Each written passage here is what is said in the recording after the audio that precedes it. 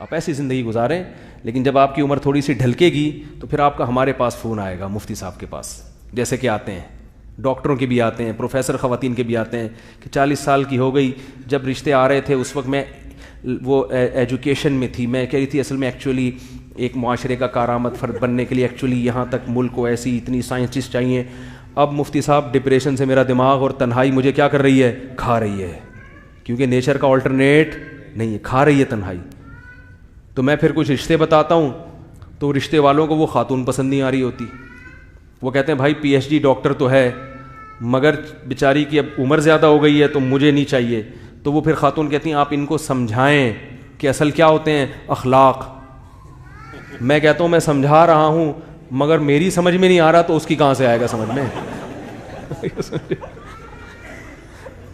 ہیں, سمجھا تو رہا ہوں میں بھائی, ہر چیز کی ایک ایج ہوتی ہے, ہر چیز کی ایک عمر ہوتی ہے. اب آپ سے نکاح کرے گا وہ جو آپ سے بھی عمر میں اور وہ آپ کو سمجھ میں نہیں آ رہا ہوگا. پھر ایسی 40 سال کی خواتین کو میں بتاتا ہوں یہ 50 سال والا, تو کہتی ہیں یہ سمجھ میں نہیں آ رہا. میں کہتا ہوں اصل چیز کیا ہوتی ہے اخلاق. یہ بابا اخلاق کا بہت اچھا ہے, ٹھیک ہے نا, یہ بزرگ ہیں, ان کی سفید داڑھی کو مت دیکھو, ان کی تہجد کو, ان کی اخلاق. کہہ رہی نہیں بھائی مجھے, میں ایک خاتون کی تھی عمر زیادہ ہو گئی, میں نے ایک رشتہ بتایا ان سے تھوڑا سا 5 سال بڑا, تو ان کا فون آیا خاتون کے, کہہ رہی ہے جب بات کرتے ہیں تو منہ سے تھوک نکلتا ہے ان کے, کچھ کوئی اور بھیجو. میں نے کہا جب آگے کہ دانت ہی نہیں ہے تو پھر ڈائریکٹ آ جاتا ہے نا تو ڈائریکٹ آ جاتا ہے.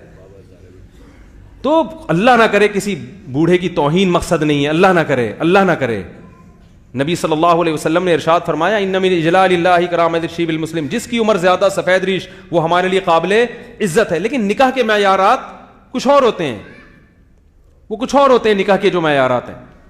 ہاں کوئی بوڑھا ہے تو وہ ظاہر ہے وہ پھر ایسی عورت سے کر لے گا 40-45 سال کی, 45 سال والی ہے وہ پھر 50-55 سے پھر آپ تیار ہو جاؤ. وہ بوڑھا تیار ہے بھائی 50 سال کا ہو کے 40 سال والی سے, لیکن 40 سال والی کہہ رہی ہے مجھے نہیں کرنی. تو اب ٹھیک ہے پھر ایجوکیشن پڑھو اور پڑھو, آگے بڑھو, نیچر سے ہرگز بغاوت مت کرو. ہاں آخری بات کر کے اپنی بات کو ختم کرتا ہوں, اس پہ بھی قانون سازی ہونی چاہیے کہ جلدی شادی ہو. عورت اگر پڑھنا چاہتی ہے تو وہ شوہر سے پہلے ایگریمنٹ کرے کہ میں پڑھوں گی لیکن تمہارے خرچے پر. نہیں آ رہی بات, میں ڈاکٹر بنوں گی تو فائدہ باپ کو نہیں ہوگا, فائدہ کس کو ہوگا, شوہر اور سسرال کو. تو میری تعلیم پہ میرا باپ خرچ نہیں کرے گا, تیرا باپ خرچ کرے گا. نہیں آ رہی بات میرا خیال ہے. یہ قانون بننا چاہیے, اگر حکومت نہیں بناتی معاشرے میں اس کو رواج دینا چاہیے.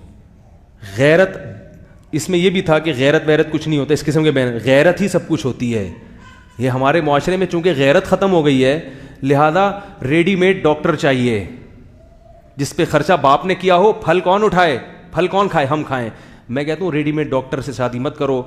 کم عمر لڑکی, آپ بھی عمر میں کم ہو, نکاح کر لو, ابا سے بولو ابا اپنی بہو کو جتنا خرچہ آپ کریں ڈاکٹر بنائیں, باقی کون کرے گا. تو آپ کی بہو بھی ڈاکٹر اور میری بیوی بھی doctor, P H D doctor بھی بنے گی اور پروفیسر بھی بنے گی, جو بھی بنے گی ہمارے خرچے میں بنے گی, کیونکہ اس سے ہماری معاشرے میں کیا ہوگی, عزت. لوگ بولیں گے ان کی وائف کیا ہیں, بولنے میں کیا جا رہا ہے. اور اس سے زیادہ عزت جب ہوگی کہ کس کے خرچے پہ ہیں, ان کے خرچے پہ ڈاکٹر ہیں, مزہ آئے گا. تو یہ بھی کیا بننا چاہیے, عورتوں کی آزادی پہ بینر لگانے ہیں تو اس قسم کے بینر لگائے ہیں, ٹھیک ہے نا. کیا خیال ہے بھائی, کیونکہ جو ڈاکٹر لڑکیوں کی شادیاں ہو کے جب گھر جاتی ہیں تو سارا MBBS گیا تیل لینے, وہ بیچاری کیا کر رہی ہوتی ہے, استری کرنی چاہیے شوہر کے کپڑوں پر, پوچھا بھی لگانا چاہیے, گھر کے کام تو عورت کی ذمہ داری ہے, لیکن جو اس نے اتنی اس پہ محنت کی ہے اور ایک معاشرے کو فائدہ پہنچانے کے لیے, تو اس کا بھی تو کوئی حل ہونا چاہیے نا. کیا خیال ہے بھائی. تو سب سے پہلی بات دیکھو, گھر کے کام کرنا یہ توہین کی بات نہیں ہے, اس میں یہ بھی ہے کہ ہم گھر میں روٹی نہیں پکائیں گے, ہم یہ نہیں کریں گے. تو اور ایک طرف یہ کہ ہمارے ساتھ مرد کھانا پکائے گا, تو آپ کے لیے کھانا پکانا اگر توہینی تو مرد کے لیے بھی تو پھر توہین ہونا چاہیے نا. بات یہ ہے کہ گھر کے کام تو ڈیوائیڈ ہوتے ہیں نا, باہر کے کام مرد کے ذمے ہیں اور گھر کے کام کس کے ذمے ہیں, عورت کے.